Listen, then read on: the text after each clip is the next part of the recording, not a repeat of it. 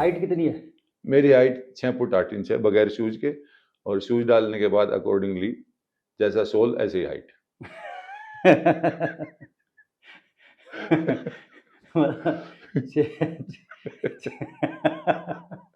बाद में तो ट्रेनिंग में आप जैसे लोगों ने मेरा छोटू नाम दे दिया। वो भी मेरे याद है, मैं पूरे बैच के लिए छोटू के नाम से जाना जाता। एक तो लंबा लंबा जो बच्चा है वो एग्जाम में चीटिंग नहीं कर सकता, वो दूर से दिख जाए चीटिंग करते हुए, तो बड़ी दिक्कत आई होगी, मतलब खुद ही पढ़ के जाना पड़ता होगा।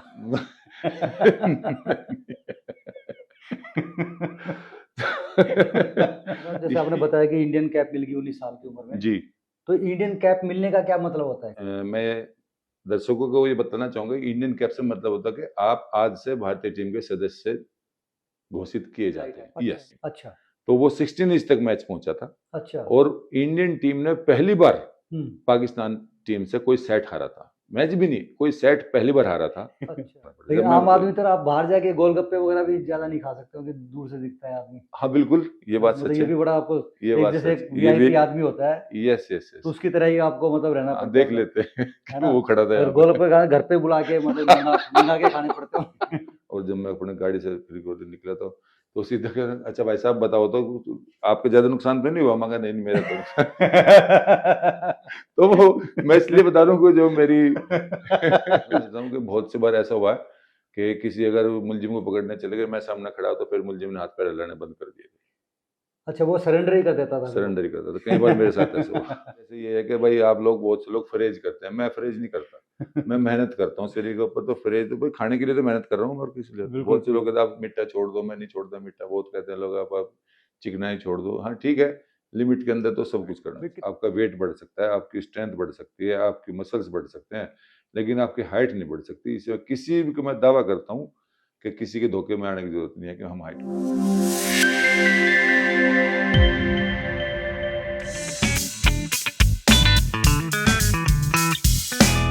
नमस्कार दोस्तों, आप सभी का दो बात कलकल के साथ पॉडकास्ट में स्वागत है। मैं हूं एसीपी राजेंद्र कलकल और आज मेरे साथ एक खास मेहमान इंस्पेक्टर केपी राणा साहब। राणा साहब, स्वागत है आपका इस पॉडकास्ट में। धन्यवाद कलकल साहब, आपका भी और आपके सभी दर्शकों का। Thank you. दोस्तों, जिससे पहले राणा साहब से बातचीत का सिलसिला शुरू करें, इससे पहले मैं कुछ बता दूं इनके बारे में। राणा साहब स्पोर्ट्स कोटे पर दिल्ली पुलिस में आए थे एज ए सब इंस्पेक्टर 1991 में। ये भारतीय वॉलीबॉल टीम के महत्वपूर्ण खिलाड़ी रह चुके हैं। और एक खास बात और है कि ये 19 साल की उम्र में देश के लिए इंडियन कैप प्राप्त करने वाले सबसे युवा खिलाड़ी हैं। वॉलीबॉल में इन्हें वॉल ऑफ चाइना के नाम से जाना जाता है। ये खिताब पहले मशहूर खिलाड़ी जिमी जॉर्ज के नाम रहा है। राणा साहब, आप तो वॉलीबॉल के इंटरनेशनल प्लेयर रहे हैं जी। फिर दिल्ली पुलिस में कैसे आना हुआ? दिल्ली पुलिस में आने के लिए भी एक इत्तेफाक ही था। ग्रेजुएशन मेरी कंप्लीट हो चुकी थी और अपना खेल के कैरियर का अपना पीक पे था हम। तो एक जॉब की सुनिश्चितता के लिए हमने दिल्ली पुलिस में एक एप्लीकेशन लगाए थे कि हम लोग भी दिल्ली पुलिस में सब इंस्पेक्टर के तौर पर भर्ती होना चाहते थे। तो हमारे स्पेशल सीपी अरुण भगत सर होते थे, वो हमारे एक टूर्नामेंट में चीफ गेस्ट थे। मैं और शरद कौशिक दोनों उसमें वहाँ खेल रहे थे। तो उस टूर्नामेंट के दौरान उनसे मुलाकात, उन्होंने कहा आप जॉब करते हो? हमने मना किया। तो उन्होंने कहा कि पुलिस को जॉब करना चाहोगे? हमने कहा सर देखते हैं। तो तभी उन्होंने बुलाया ऑफिस में, हमारी एप्लीकेशन ले ली दोनों की। हमने अपने सिंपल से एप्लीकेशन लिखी और उन्होंने उस पर रिकमेंड कर दिया कि भाई इनका ट्रायल वगैरह कंडक्ट कीजिए। यही प्रोसीजर था पहले दिल्ली पुलिस का। अच्छा। इसी प्रोसीजर के माध्यम स्पोर्ट्स कोटे पर तो ऐसे होता था कि ऐसे अपने होता था कि अच्छे खिलाड़ियों देनी होती थी आपको। अच्छे खिलाड़ियों के विलिंगनेस देते थे। उसके बाद सारा प्रोसीजर बाद में पूरा होता था, हाइट चेस्ट का, मापतोल का। और हमारे रिटन टेस्ट एग्जाम था उस जमाने में। और फिर उसमें अप्रूवल होती थी एलजी से अप्रूवल लेके, और तब तक हमारे अपॉइंटमेंट हो जाते। बहुत इजी था। और तो उसके माध्यम से बहुत अच्छे खिलाड़ी भी आए। रेसलिंग में हमारे पास 5-6 अर्जुन अवार्डी हैं जो डीसीपी रैंक से रिटायर हो गए। जगमिंदर साहब हैं, सुदेश कुमार है, वो अपने ऐसे संदीप ब्याला जो करंट में अभी भी सर्विस कर रहे हैं, वो जूडो के इंटरनेशनल ओलंपियन रहे हैं। और विजयपाल हैं, अभी डीसी प्रमोट हुए अभी रिसेंटली। प्रेमनाथ साहब भी थे? प्रेमनाथ साहब थे इससे पहले, सुदेश पहलवान थे इससे पहले। वो इसी पे रिटायर हुए दोनों। तो वो उस जमाने में वही एक लाइन थी, चलती आई थी। और उसके बाद ऐसे अपॉइंटमेंट होता है। बाद में प्रोसीजर चेंज हो गया। अभी शायद मैं समझता हूँ जैसे मेरे डिस्कस होता रहता है अधिकारियों के साथ, अंडर प्रोसेस है। तो समझता हूँ दिल्ली पुलिस में भी जल्दी स्पोर्ट्स कोटे भरते फिर इससे दोबारा शुरू होंगी। अच्छा, आपको 19 साल की उम्र में इंडियन कैप मिल गई। जी ये बिल्कुल। कैसे कैसे मिली? ये ऐसा था, हम लोग जूनियर टीम के सदस्य थे। हम हमारी पिछली परफॉर्मेंस को देखते हुए हम जूनियर टीम से सीधे ट्रांसफर हो गए थे इंडियन टीम में। हम अच्छा। लक्की प्लेयर थे, हम 3-4 ऐसे। ओह, वेरी गुड वेरी। अच्छा राणा साहब, जैसे आपने बताया कि इंडियन कैप मिल गई 19 साल की उम्र में, जी। तो इंडियन कैप मिलने का क्या मतलब होता है? मैं दर्शकों को ये बताना चाहूंगा, इंडियन कैप से मतलब होता है कि आप आज से भारतीय टीम के सदस्य घोषित किए जाते हैं। अच्छा, मतलब एक हिसाब से टीम में एंट्री हो गई, टीम में एंट्री उसी को बोलते हैं कि इंडियन कैप इंडियन मिल कैप गई। मिल गई ओके है। और ओके इसके ओके। लिए आपको क्रिकेट को एक मैं एग्जांपल दे सकता हूँ। और आजकल आप देखते हो क्रिकेट के खिलाड़ी की यहाँ पे इधर साइड में मार्किंग रहती है 239, 234, 236। तो वो मार्किंग ये होता है कि इंडियन प्लेयर्स, जैसे एक पहले प्लेयर 12 सेलेक्ट हुए कभी, उसके बाद 13वां, 14वां, 15वां, 16वां, 17वां, इस तरह काउंटिंग होती चली गई, रिकॉर्ड बनता रहता है। तो 250, 300, 400 तक स्कोर पहुंच चुके। वॉलीबॉल का बहुत ज्यादा स्कोर है। अच्छा। वॉलीबॉल का मेरा इतना बड़ा स्कोर है कि शायद अभी हमारे पास कोई रिकॉर्ड मेंटेन नहीं है। लेकिन इंडियन कैप से मतलब ये होता है कि आज आप इन खिलाड़ियों के बाद आज आप मेंबर जुड़ गए, आज इंडियन टीम की लिस्ट में आप भी जुड़ गए आज से। अच्छा। This is Indian cap. Right right. अच्छा, आप एक प्लेयर भी रहे हैं और पुलिस में भी आ गए आप। जी। अब तो 34 साल हो गए पुलिस में भी। जी। तो पुलिस का एक्सपीरियंस कैसा रहा? पुलिस का एक्सपीरियंस मैं कहूंगा कि मेरे लिए तो बहुत ही सुखद रहा है। और मैंने खेल को और पुलिस वर्क को कंबाइंडली जिया है। मैंने अपने पहले 10 साल तो बिल्कुल स्पोर्ट्स लाइफ में गुजारे थे, यहाँ से अपॉइंटमेंट होने के बाद। उसके बाद मैं एडमिनिस्ट्रेशन लाइन में आए। कुछ ऐसे अच्छे एसएचओज और आप जैसे भाई जिनके साथ मिलकर आपके सानिध्य में रह के कुछ पुलिस वर्क सीखा और उसको एग्जीक्यूट किया। तो मैं तो अपनी तरफ से कहूँगा मेरे लिए बहुत सुखद दिल्ली पुलिस का कार्य जो क्षेत्र था वो भी रहा। खास जैसे मेरे इंडियन टीम में अपने आप को मैंने पूरी लाइफ एंजॉय की, इस तरह मैंने पुलिस में भी मुझे बहुत ही अच्छे अधिकारी मिले, अच्छे दोस्त मिले। और साथ साथ मैं उसको अपने एग्जीक्यूट करने में उनकी मदद से अपने आप को सफल भी मानता हूँ। बहुत अच्छे। दर्शकों, यहाँ पर मैं आपको बताना चाहूँगा कि केपी राणा, किरणपाल राणा और मैं, हम दोनों का एक ही बैच है। 1991 में हम दोनों ने जाड़ोदा में एक साथ ही ट्रेनिंग करी थी, तो हम एक हिसाब से बैचमेट भी हैं। ये आपको फॉर इन्फॉर्मेशन बता भी देते हैं। अच्छा, वॉलीबॉल टीम में राणा साहब आपकी क्या पोजीशन थी उसमें, जैसे कहाँ आप खेलते थे? वॉलीबॉल टीम में अभी पहले जो वॉलीबॉल होती थी उसमें शायद दर्शकों की जानकारी के बता रहा हूँ कि रोटेशन गेम होता है। इसमें डिफाइन होती है, इसमें अटैकर अलग होता है, ब्लॉकर अलग। और आजकल पिछले 2002 से लिबरो को भी इंट्रोड्यूस कर देगा जो बैक कोर्ट में डिफेंस करता है। फ्रंट लाइन जो नेट के पास होती है उसको ब्लॉकर डिफेंड और अटैकर डिफेंड करते हैं। पीछे फ्रंट लाइन में ब्लॉकर के साथ साथ और जो इसमें टोटल 6 प्लेयर खेलते हैं। 6 प्लेयर, टोटल 12 की टीम होती है। 6 प्लेयर ग्राउंड के अंदर प्ले करते हैं और 6 लोग बाहर बैठते हैं। उनको हम, अगर कोई खिलाड़ी नहीं खेल पा रहा है तो उसको एक्सचेंज कोच के हाथ में होता है, एक्सचेंज करते रहते हैं। और उसके बाद में लिबरो की ऐसी पोजीशन होती है कि वो हर खिलाड़ी को चेंज करने से उसको ऑटोमेटिक चेंज होता रहता है, उसको रेफरी से परमिशन लेने की जरूरत नहीं होती। लेकिन अगर कोच के द्वारा कोई कोच खिलाड़ी चेंज होता है तो उसमें रेफरी की परमिशन से उसको अंदर कर सकते हैं और उसको बाहर भी कर सकते हैं। तो टोटल वॉलीबॉल के अंदर 12 खिलाड़ियों को, 6 खिलाड़ियों को बाहर कर सकते हैं, 6 को अंदर कर सकते हैं। राणा साहब, आपकी हाइट कितनी है? मेरी हाइट 6 फुट 8 इंच है बगैर शूज के। और शूज डालने के बाद अकॉर्डिंगली जैसा सोल ऐसी हाइट।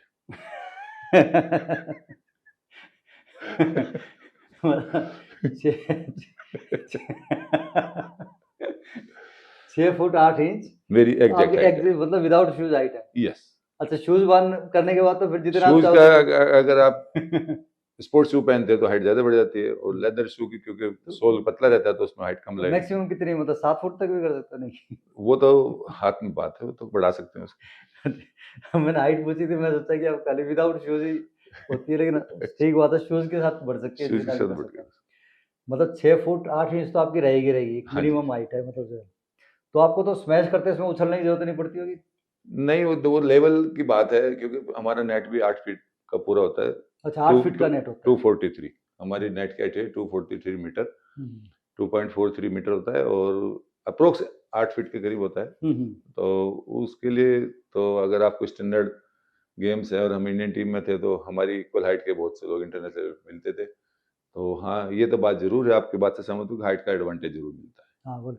अच्छा राणा साहब, ये अटैकर और स्पाइकर, जी। ये क्या, दोनों में क्या अंतर है या दोनों एक ही चीज है? स्पाइकर एक ही बात है, अटैक और स्पाइकर एक ही बात है। अच्छा। तो स्पाइक्स तो जो गेंद को आप जंप लेके हिट करने को स्पाइक करते हैं, और अटैकर से मतलब होता है कि ब्लॉकर होता है, एक अटैकर होता है।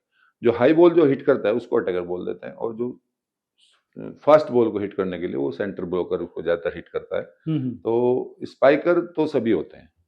अच्छा, स्पाइकर अटैक सारे होते हैं। हाँ, जो हाई बॉल ज्यादा हिट करता है उसको अटैकर बोलते अच्छा अच्छा अच्छा। राणा साहब, हाइट का वॉलीबॉल में तो काफी फायदा है, हैं। जी जैसे आपने बताया। जी जी जी, क्या पुलिस में भी फायदा हुआ इसका? बिल्कुल मिला कल साहब, मैं आपको उस अच्छा। बात में बताना भी चाह रहा था। और यहाँ पे आने के बाद में मेरा पहला जो मेरे को मैं बताऊंगा आपको, अगर एसएचओशिप में मिलने मेरी हाइट का बड़ा योगदान रहा था। अच्छा। हाँ, मेरे को ये माना गया था कि खिलाड़ी है, शायद ये एकेडमिक या जो पुलिस वर्क है उससे शायद इतना जानकारी ना रखता हो, लेकिन मैंने आपकी जानकारी के लिए बता दूं कि उसमें भी काफ़ी मेहनत की। और वो सीखने के बाद में मेरी हाइट का और मेरी पर्सनालिटी का मुझे बहुत फायदा मिला। जो लोग एक बार मिल लेते थे, जो अधिकारी एक बार मिल लेते, जो कोर्ट में जज एक बार मिल जाते थे, वो भूलते नहीं थे। तो मुझे इस बात का फायदा मिला। पब्लिक के अंदर गया तो पब्लिक में कहीं चले गए तो मैं समझता हूँ कि बहुत सी बार ऐसा हुआ है कि किसी अगर मुलजिम को पकड़ने चले गए, मैं सामने खड़ा हो तो फिर मुलजिम ने हाथ पैर हिलाने बंद कर दिए। अच्छा, वो सरेंडर ही कर देता था? सरेंडर ही करता था, कई बार मेरे साथ ऐसा हुआ। हम मुलजिम भागने की बजाय सरेंडर करना, मतलब हुआ ऐसा 2-3 बार, बिल्कुल मैं खुद महसूस किया है। लेकिन हाँ कि आदमी को ठीक बात। जब मुसीबत में होता है तो वो एफर्ट्स तो करता ही है। तो मैं फिर से एक बार वॉलीबॉल पे आ रहा हूँ। जी, तो वॉलीबॉल की आपने शुरुआत कब से की? किस एज में आपने? मैंने 10th पास किया था तो तब से मैंने शुरुआत कर दी थी। और उम्र मेरी उस टाइम 14.5 साल ही थी, 15 साल का अच्छा। भी था। और मैं हाइट की वजह से मैं सिर्फ 1.5 साल के अपने छोटे से कैरियर में जूनियर इंडियन टीम में सेलेक्ट हो गया था। तो हाइट आपकी मतलब बचपन से ही ज्यादा रही है? 10th क्लास में मेरी 6 फुट 2 इंच हाइट थी और 12th जब मैंने की थी मेरी 6 फुट 7 इंच हाइट हो चुकी थी।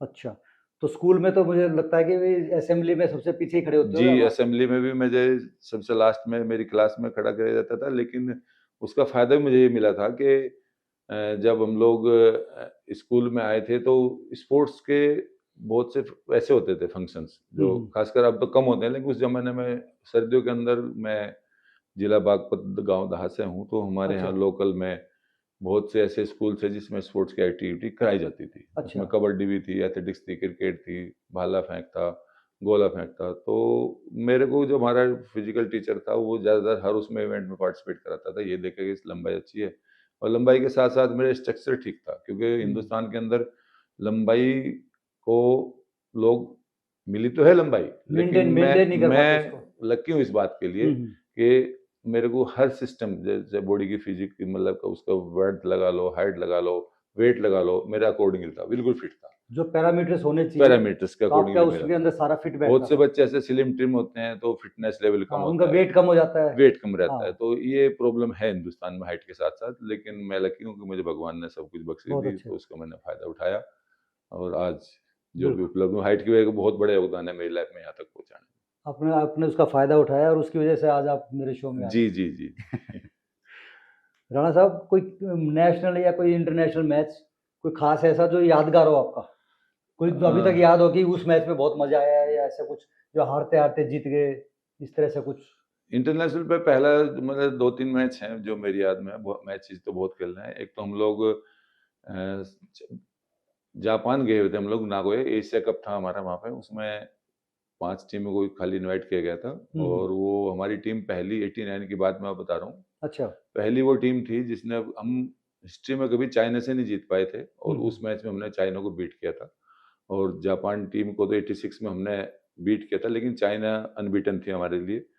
और हमारा फाइनल जापान से हुआ था, तो जापान से हम लोग हारे थे। लेकिन उस टूर्नामेंट का अचीवमेंट ये था कि हम लोगों ने चाइना को सेमीफाइनल में बीट किया था, जो कभी भी हिंदुस्तान की टीम चाइना को बीट नहीं कर पाई थी। पहली बार ऐसा हुआ था? पहली बार ऐसा हुआ था। और दूसरा दुखद मैच ये है कि हम लोग साउथ एशियन फेडरेशन गेम्स थे जो इस्लामाबाद पाकिस्तान में थे, वो टीस आज भी लगती है मेरे को कि उस मैच ने हिंदुस्तान की वॉलीबॉल को बहुत ही, मतलब मैं समझता हूँ कि बुरा दौर था वो, बुरे दौर में पहुंचाया था। अच्छा। था तो नहीं, पर दूर पहुंचाया था उस टाइम। अच्छा। और ये हुआ था कि हम लोग फर्स्ट सेट भी जीत गए, सेकंड सेट भी जीत चुके थे, थर्ड सेट में भी हमारी अच्छी खासी लीड थी। लेकिन वहाँ पब्लिक का प्रेशर मान लो, या भाई हमारी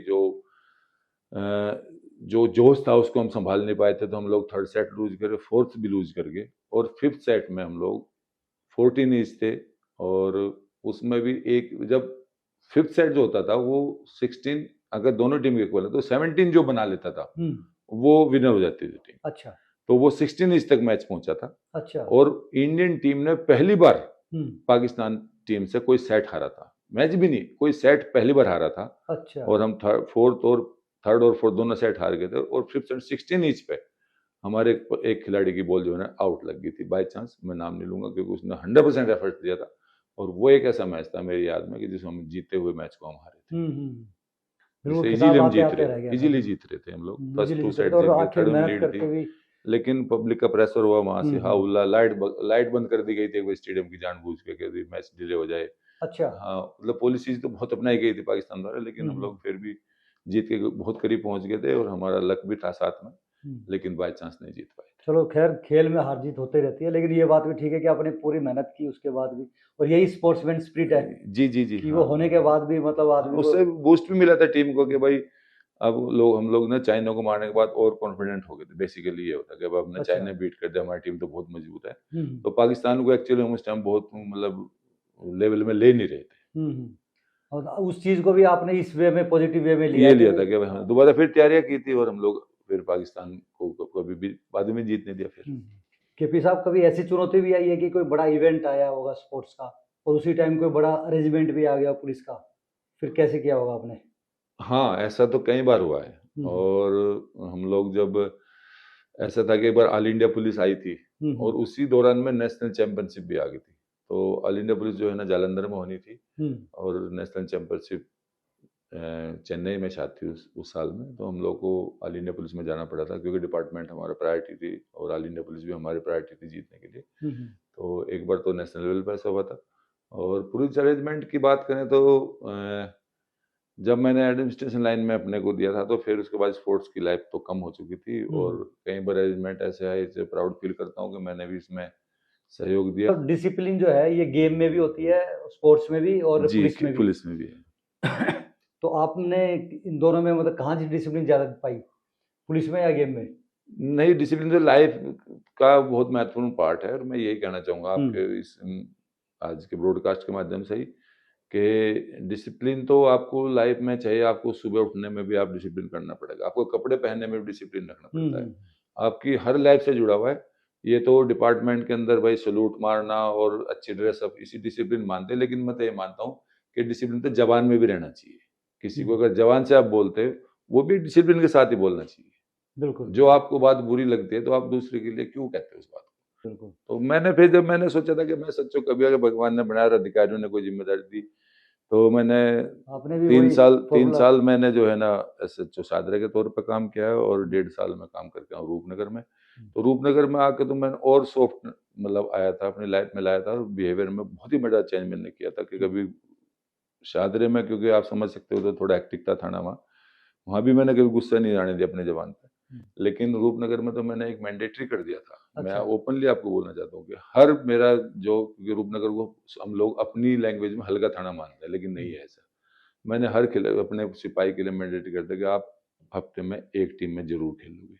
अच्छा। या तो आप क्रिकेट खेल लोगे या बैडमिंटन खेल लोगे या जो भी अंदर, मैंने बैडमिंटन कोर्ट भी बनाया था। अच्छा। और मैं लकी हूँ कि मेरा एक ड्रीम था कि मैं भी पुलिस स्टेशन की जो कंपटीशन होते हैं उसमें अचीव करूं और मैं रूपनगर में रहते हुए भी मैंने अपनी ट्रॉफी प्राप्त की है दिल्ली पुलिस बेस्ट थाने की। उसके लिए मैं अपने आप को समझता हूँ कि मैंने अच्छा काम करके दिखाया।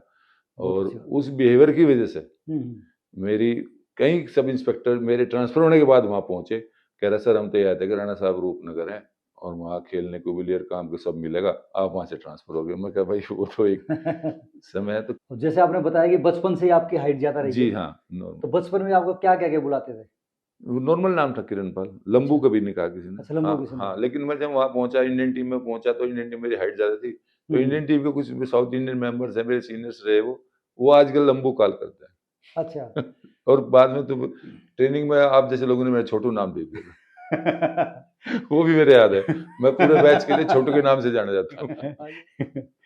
ये बिल्कुल अलग सी बात हो गई कि भी लंबे आदमी को लंबू तो कह दें। और सबसे बड़ा सहयोग कलकल साहब का ही था भाई इसमें, छोटू बनाने में कलकल साहब।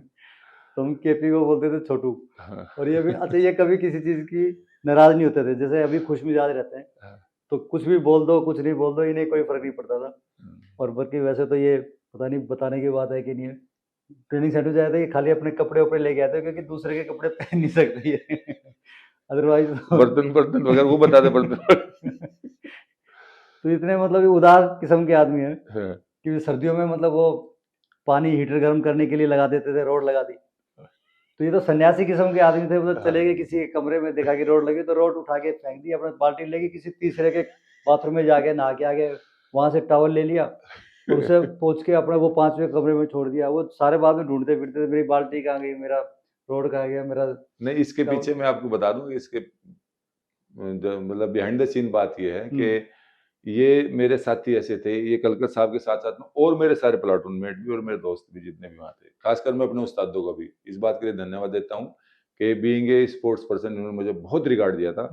और मैं तो यहाँ तक बोलता हूँ कि पूरी प्लाटून को सजा मिलती थी तो हमारे उस्ताद जी कहते थे, राणा साहब आप खड़े हो जाओ, बाकी ये सारे पुलिस होंगे। क्योंकि ये खिलाड़ी है यार, वो बहुत बड़ा खिलाड़ी हमारे बीच में है, तो मुझे इस बात का बहुत ही प्राउड है। और मैं अपना आपको धन्य भी मानता हूँ इस बात के लिए कि मुझे कल जैसे और मेरे जितने भी प्लाटून मेट और बैचमेट हैं, मैं सभी के लिए धन्यवाद करता हूँ। सबने मुझे ड्यू रिगार्ड्स दिया और प्यार किया। बड़े लाड प्यार से पाला आपको। हाँ, आप भी गवाह हो उसके। हाँ बिल्कुल बिल्कुल बिल्कुल।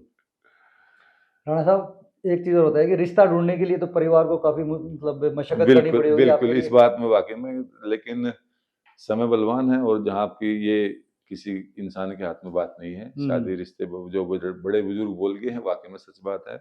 और मेरी धर्मपत्नी हरिद्वार से है, मैं प्राउड फील करता हूँ कि वो जिस तरह की मेरे को चाहिए थे, एक ड्रीम था मेरे, कि लंबाई भी हो, सुंदरता भी हो और एजुकेशन के साथ साथ सभ्य भी हो, सुशील भी हो, वो सब सर्व संपन्न गुण पत्नी मुझे मिली है। मैं इस बात के लिए प्राउड फील करता हूँ। बधाई हो आपको बहुत ज्यादा। अच्छा, अब जो नुकसान मैंने कुछ लिखे हैं कि क्या क्या नुकसान, एक तो लंबा लंबा जो बच्चा है वो एग्जाम में चीटिंग नहीं कर सकता, वो दूर से दिख जाए चीटिंग करते हुए, तो बड़ी दिक्कत आई होगी, मतलब खुद ही पढ़ के जाना पड़ता होगा।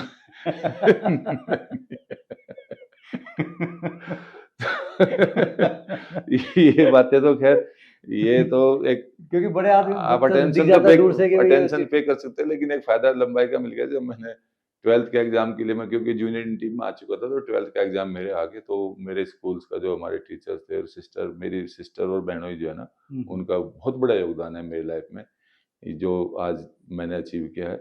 और एजुकेशन तो उन्होंने मेरी संभाली थी। जब उन्होंने मेरे 12th में एडमिशन कराया तो ये कह के एडमिशन कराया था, भाई वो खिलाड़ी है, पढ़ाई तो उसके साथ रहेगी नहीं, तो आप लोगों को पास भी कराना पड़ेगा। तो मैं 12th में था, तो जो हमारे उस टाइम के जो कॉलेज में थे, जहाँ मेरा सेंटर था, तो उनके प्रिंसिपल साहब से जब मैं मिला और जब उन्होंने मेरे अचीवमेंट सुने तो बड़े खुश हुए थे, और उन्होंने प्राउड फील किया था कि भाई हमारे स्कूल में, हमारे सेंटर पे ऐसा बच्चा है जो इंडियन टीम का प्लेयर है और एग्जाम दे रहा है। तो उन्होंने मेरे लिए थोड़ा सा लीनियंसी बरती थी, रिलैक्स किया था कि ठीक है, आप जो आता है आपको लिखते रहो, आगे हम देख लेंगे, आप लिख दो जो कुछ आता है। अच्छा, चौखट पर हमेशा झुककर जाना पड़ता होगा, ये तो बिल्कुल, ये फैक्ट है। अब आपकी आदत पड़ गई होगी, जहाँ भी अंदर घुसे तो कम से कम। यस, अब शुरू में तो, अब तो खैर हाइट काफी चौखट की बढ़ने लगी, लेकिन पहले पंखे से बचना पड़ता था। पंखे से बचना पड़ता होगा, पहले कम हाइट के पंखे मिले कोच के, क्योंकि मेरी पोस्टिंग ज्यादा नॉर्थ ईस्ट में रही है, तो वहाँ झुग्गी झोपड़ी का इलाका बहुत है, बड़ी बड़ी गलियां हैं, तो मैंने बहुत चोट खाई वहाँ पे भी, क्योंकि मैं पैदल गश्त बहुत ज्यादा करता था इलाके में, तो बड़ी गलियों में कभी मेरे कंधा लगता था, कभी सर लगता था, ये तो बात सही है। और बल्कि अब तो जैसे ऊंचे पंखे भी हो गए, तो भी अंगड़ाई लेते समय तो काफी ध्यान रखना पड़ता है। हाँ बिल्कुल बिल्कुल, है ना, कि आम आदमी की तरह ध्यान रखना पड़ता है। लेकिन आम आदमी की तरह आप बाहर जाके गोलगप्पे वगैरह भी ज्यादा नहीं खा सकते हो, कि दूर से दिखता है आदमी। हाँ बिल्कुल, ये बात सच है। ये भी बड़ा आपको, ये बात जैसे वीआईपी आदमी होता है, यस यस यस, तो उसकी तरह ही आपको मतलब रहना पड़ता है। देख लेते हैं वो खड़ा था, गोलगप्पे घर पे बुला के मतलब मंगा के खाने पड़ते हो। नारियल पानी नहीं पी सकते कहीं। ये तो खेल की वजह से मुझे इस बात के लिए तो बेसब्री पैदा हो गई कि खिलाड़ी कम शर्माते हैं इन बातों के लिए। अच्छा अच्छा, तो जहाँ मिला वही कर लिया, तो वो तो फॉर्मूला शुरू से ही। कई लोग जैसे वो नए कपड़े पहन के किसी की बारात में खाना खा के आ सकते हैं, आप तो नहीं खा सकते। सही बात है, ये तो बात सही है, चेक कर ले, वंचित रहना पड़ता है आपको, ये चीजें सही बात। बाकी नारियल पानी तो आपको खरीद के नहीं मतलब खरीदना नहीं पड़ता होगा, नारियल तो वैसे ही तोड़ लेते हो। हाँ, ये काम हमने बहुत किया जब उनको बेंगलोर में हम लोग इंडियन टीम में होते थे, वहाँ नया नया अपना साउथ सेंटर बना हुआ था बेंगलोर का, जो साई का सेंटर है, तो वहाँ जो पेड़ छोटे थे तब वो नारियल के, तो उसका हम यूज कर लेते थे। अच्छा, आपकी साइज के रेडीमेड कपड़े तो बहुत कम मिलते होंगे। हाँ, तो शूज भी और कपड़े भी, तो मतलब बनवाने पड़ते थे। ज्यादातर बनवाते थे। अभी जो ब्रांडेड कंपनीज इंडिया में आई है तो हम्म। उनके माध्यम से तो मिलने लगे, हम्म। लेकिन चॉइस अभी भी नहीं है। चॉइस अभी भी नहीं है, ज्यादातर बनवाना ही जो पड़ता है। मार्केट में मिल गया वो लेना पड़ता तो दर्जी भी डबल रेट लेता हुआ? है। नहीं नहीं, ऐसा तो नहीं हाँ, कपड़ा जरूर डबल लगता था।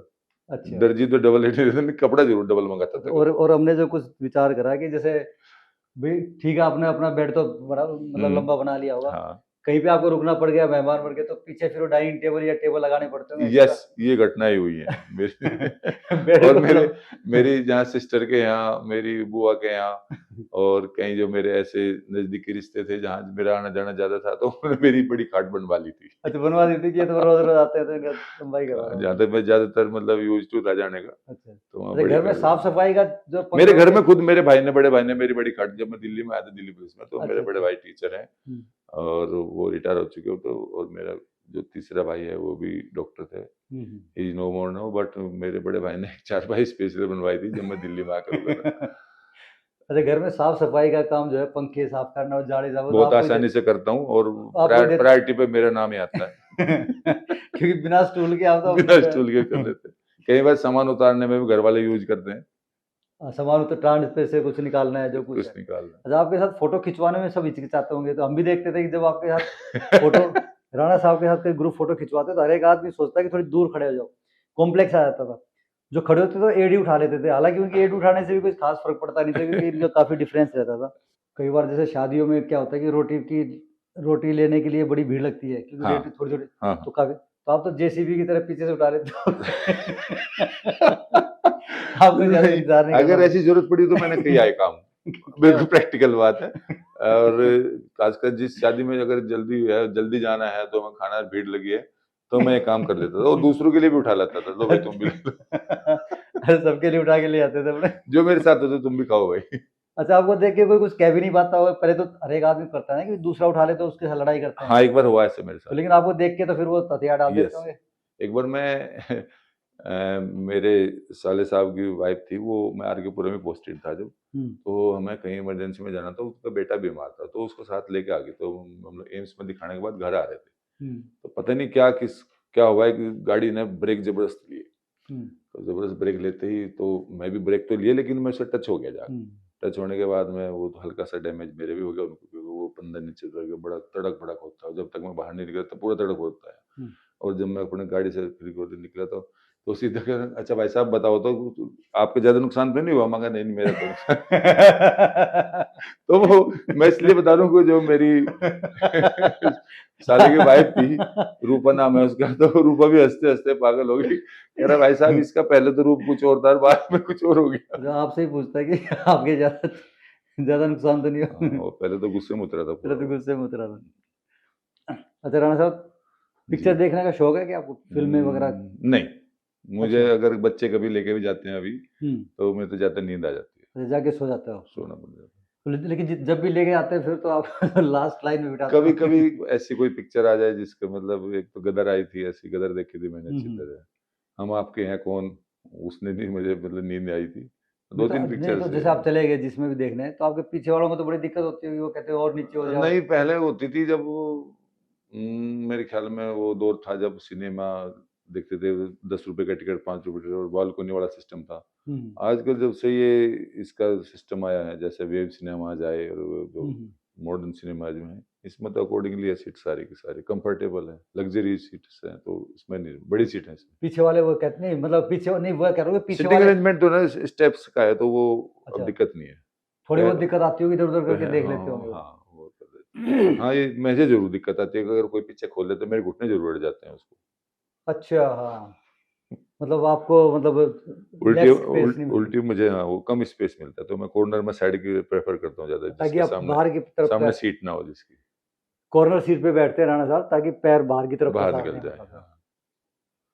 अच्छा, बचपन से आपकी बताया आपने हाइट ज्यादा ही रही है, जी तो एक हिसाब से सबसे ज्यादा पूछे जाने वाला सवाल जो है आपसे यही होगा कि जी आपकी जी, हाइट कितनी है? हाँ, सबसे ज्यादा जिंदगी में यही आपसे पूछा ज्यादातर होगा। लोग पूछते थे, और बहुत से, अब तो नहीं, लेकिन जब हम लोग 10th 12th में थे, तो उस टाइम पतले से शरीर था, नए नए से फेस भी, दाढ़ी मूछ भी नहीं आती थी, तो और ये कितना लंबा बच्चा, तो बहुत से ये बच्चे, बार बार सुनने को मिलता होगा बहुत से कि बच्चे बोलते थे, तो थोड़ा सा उस समय थोड़ा हाँ, एक महसूस जरूर होता था यार लंबाई ज्यादा होगी।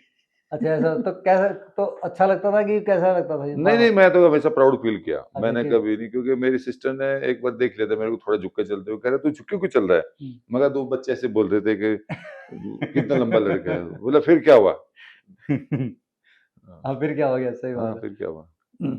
अच्छा, ये बताइए, आपकी तो नेचुरल हाइट है मेरे ख्याल मेरी से। नेचुरल, मेरे पेरेंट्स की भी हाइट अच्छी थी, मेरे नाना की हाइट जो है ना वो बताते हैं, हमने तो बचपन में देखा था कि वो एक्सपायर हो गए थे, हम जो छोटे छोटे थे, हम्म। तो बताते हैं वो 7 फुट से अबाउ थे। और मेरी मदर जो है ना 5'9" और 5'11" थी। मेरी बड़ी मौसी, जो मौसी कहूँगा वो भी अच्छा माँ थी मेरे फादर के, मतलब मेरी माँ और मौसी एक ही घर में थी, अच्छा अच्छा, दोनों बहनें थी। तो हेरिडिटिकल हो तो गया एक हिसाब से। हाँ, मेरी हाइट हम मैट्रिमोनियली बोलते हैं ज़्यादातर हाइट्स का, ये साइंटिफिक बेस भी बताते हैं कि मदर की तरफ से ज़्यादा हाइट हम्म। मिलती है बच्चे को, अच्छा, तो लड़की वैसे अगर लंबी है तो। जो आम बच्चे जो आजकल हैं, जो हाइट बढ़ाना चाहते हैं, तो उनके लिए क्या कोई टिप्स वगैरह देना चाहेंगे, कैसे बढ़ मैं सकते देखो, हैं? हाइट ही एक ऐसा है जो मतलब घटाई बढ़ाई नहीं जा सकती।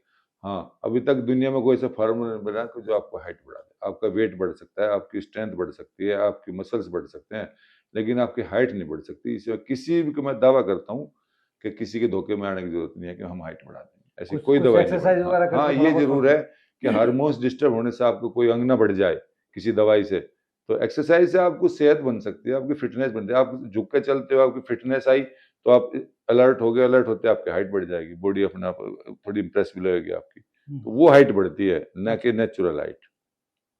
ठीक है। अच्छा, जिंदगी में आपको आपसे लंबे कितने बार आदमी मिले मेरे हैं? को सबसे पहले अपने से लंबा आदमी, मैं भी अपने आप को बहुत लंबा मानता था, और एक दिन मेरा बहम जो निकला था, मैंने आपको पहले जिक्र किया कि मोहन विकीस में सबसे पहले मैं आया था, और मेरा बेस जो है ना हाइट ही थी। जो मेरा मोहन विकीस के अंदर वो जो इंसिडेंट है वो बता रहा हूँ, क्रिकेट का एक मैच हो रहा था, उसमें उस जमाने में चेतन शर्मा, कपिल देव, मनोज प्रभाकर जो है ना ये इंडियन स्टार थे, तो एस्कॉर्ट्स का और मोहन विकीस का एक मैच था, तो कपिल देव, चेतन शर्मा एस्कॉर्ट्स में थे, और मदन लाल और मनोज प्रभाकर ये मोहन भी किसी तरफ तक खेल लेते। तो उस मैच को देखने के यूपी पुलिस में एक धर्म सिंह नाम के शख्स थे, जो बास्केटबॉल खिलाड़ी बढ़ते थे, उनकी हाइट थी 7 फुट 3 इंच। 7 फुट 3 हाँ, वो आपने पहली बार देखे उनके कि बारे आपसे में इतने हमने लंबे? सुना जरूर था कि वो इतने अच्छा लंबे हैं, अच्छा लेकिन देखा कभी नहीं था। और वो क्योंकि उनकी पोस्टिंग गाजियाबाद पीएससी में थी, तो वो उस मैच को देखने आए हुए थे, क्योंकि इंडियन स्टार वहाँ आए हुए थे। अच्छा अच्छा। बहुत ज्यादा पब्लिक थी, तो पब्लिक के बीच में वो खड़े, तो मेरे को कोई आगे बोला आज तेरे से लंबा आदमी आया है। मैंने कहा है कि वहाँ है। मैं भी आज देखा, दूर दूर से मैंने देखा, मैं कहा यार बहुत ज्यादा लंबा तो नहीं है, लेकिन जब मैं उनके पास गया, पास जाता रहा, और मेरी हाइट घटती रही, मैं पास जाता रहा और हाइट घटती रही, तो उन्हें कंधे के साइड से निकल के चला गया। मैंने कहा वाकई में ज्यादा है। फिर मैं दूसरी तरफ जाकर सामने से मैच देखा था, वो आसपास खड़े नहीं हुआ था। फिर उस दिन बहम निकला था फिर। पहली बार आपको कॉम्प्लेक्स आया हुआ? पहली बार कॉम्प्लेक्स आया था वो। और फिर वो ऐसे शख्स थे, वो एक हाथ से ऐसे ऐसे करके हथेली बजा देते थे, मतलब इतना बड़ा हाथ था उनका। तो एक उनके हाथ पास से हथेली बजाते एक थे। हाथ से हथेली बजाते थे, आवाज आती थी हथेली की। तो फिर हम लोग उनसे मिले, उन्हें भी पता चला तो कि उसके वो बाद आपने भी कोशिश की होगी बजाने की घर पे आके कुछ हथेली तो थोड़ी बहुत? कोशिश की थी, लेकिन वो हम वही नॉर्मल हाथ है, क्या करूँ, नहीं बजी थी, अच्छा, लेकिन उनका हाथ उनको मतलब आपसे भी लंबा था? एक्सेस में था। एक्सेस में था, तो यूं करके अपने हाथ से ही अपने मतलब हाथ से आवाज आती थी हथेली ताली बजा बजाने लेते से। थे? तो कभी अगर वो स्पोर्ट्स में अगर वो कुछ वो बास्केटबॉल के खिलाड़ी थे वो, क्योंकि बास्केट करने के बाद स्ट्रक्चर एक उस तरह से ज्यादा हेल्थी था, तो वो शायद लंबे चल नहीं पाए थे। अच्छा अच्छा। हाँ, वो भी अगर हाइट का ड्रॉबैक था उनका, कि हाइट मतलब ज्यादा ओवरवेट होने से। हम्म, मैं भी इसलिए डरता, मैं भी आज तक फिटनेस का अपना मेंटेन, मेरे को बहुत से लोग बहुत फिट कर रहा है अपने आप को, लेकिन मैं भी कोशिश किया कि मैंने उन लोगों को देखा है, हम्म, ज्यादा हाइट वालों को परेशान होते देखा मैंने, तो अच्छा, मेरी कोशिश ठीक ये है बात कि है। एक अपना, एज के बाद ज्यादा यस, हाइट है तो मैं तो जो मैं पहले से ही अपने अपने आप को को प्रेफर मेंटेन जो करके। करता हूँ, मैं आजकल मैं ठीक है, मैं अभी रिसेंटली भी खेल रहा हूँ और जीत का आया हूँ, लोग बाग ये कहते हैं यार अभी तक भी खेल रहा है, लेकिन सबसे बड़ा ड्रॉबैक और मेन पॉइंट ये है इसके पीछे। चलो, अभी अच्छी बात है, आप इस चीज को आपको पता है कि इस यस, चीज को मैं अवेयर हूँ इस बात के लिए, कि अवेयर है। जितना भी मैं चाहूंगा कि इसको अपने शरीर को जितने दिन तक फिट रख पाऊँ, तभी मैं बिल्कुल बिल्कुल, इसके काम ले पाऊंगा इससे। ठीक बात है। अच्छा, पुलिस में जैसे कोई रोचक केस आपको याद हो, आपने इतने टाइम अपने जो है एग्जीक्यूटिव पुलिस में बिताया, कोई जी ऐसा कोई केस हो जो मतलब अभी तक याद हो कि वो मतलब सोल्व हो गया, या जिसकी उम्मीद कम थी कि वो क्रैक हो जाएगा फिर? जी जी, बिल्कुल। एक मैं शाहदरा एसएचओ की पोस्टिंग के साथ, क्योंकि बहुत से कोई ऐसे हुए हैं जो सब इंस्पेक्टर टाइम में हुए, लेकिन जो मेरे हम्म, रिसेंटली ध्यान है उसे डिस्कस करूंगा। एक 14 साल के बच्चे को उठा के और किडनैप करके उसकी हत्या की गई थी, अच्छा, और वो शाम को बच्चा पार्क में खेल रहा था, हम्म, खेलते खेलते वो बच्चा गायब हो गया। अच्छा। वो बागी मेट्रोबाद में, तो वो बहुत अच्छा केस है मेरे लिए, और मैंने 24 घंटे के अंदर उस केस को वर्कआउट किया था, और पब्लिक ने मुझे बड़ा सम्मान दिया था। उसमें पार्क में करीब 2000 आदमी इकट्ठा हो गए।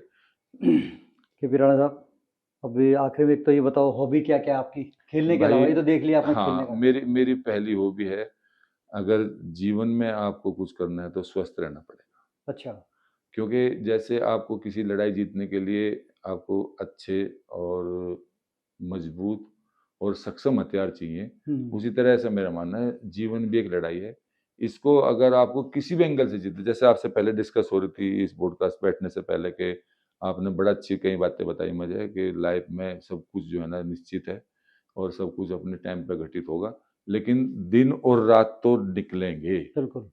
जिम्मेदारियां, उनको हम परेशानी भी कहते हैं, लेकिन जिम्मेदारियां तो आपके ऊपर आएंगी। परेशानी नहीं मानता मैं जीवन, ये हमारी जिम्मेदारियां हैं, वो आएंगी आप पे, और उनको लड़ने के लिए जब तक आपकी सेहत है, आपकी सेहत है, माइंड में जो है ना सेहतमंद है, माइंड से आप अच्छा सोचोगे, अच्छा सोचने के बाद उस काम को अच्छा, बेशक वो क्या हुआ उसको छोड़ दो, लेकिन जब तक आपकी सेहत अच्छी नहीं है तो हो सकता है आपको अब उस समय आलस आ जाए, हो सके आपको इरिटेशन बढ़ जाए, हो सके जरूरत होती है आपको पेशेंस की, आप उसमें एग्रेशन दिखा दो, तो वो आपको जो है ना वो डाइवर्ट कर सकती है।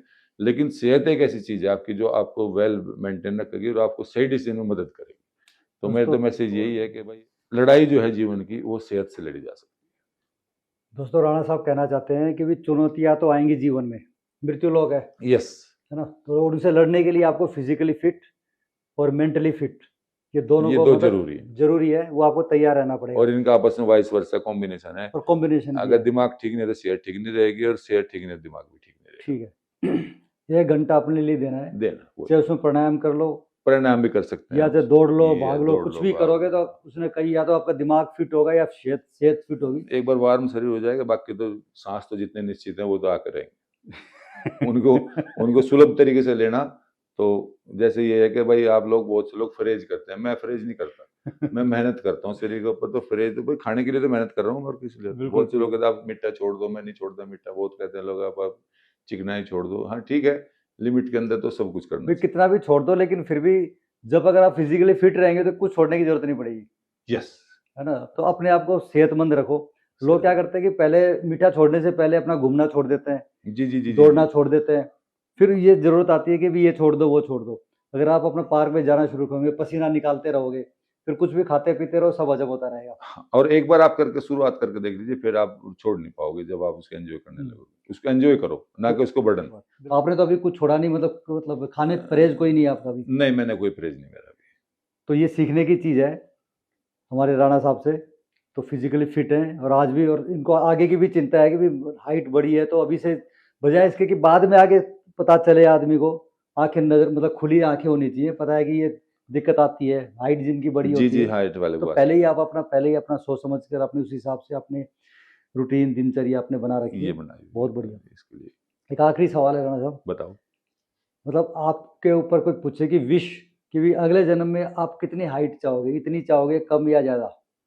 नहीं, मैं चाहूंगा मेरी इतनी हाइट मिले, क्योंकि मुझे इस हाइट का बहुत एडवांटेज मिला, मुझे पहचान मिली, और इससे मुझे बहुत लाइफ में आगे बढ़ने का जो एक प्रोत्साहन के तौर पे, या मैं कहूँगा कि एक पहचान देने में हाइट का बहुत बड़ा महत्व है मेरी लाइफ में। तो मैं चाहूँगा कि इससे कम हाइट तो शायद ना मिले मुझे। मतलब 6-8?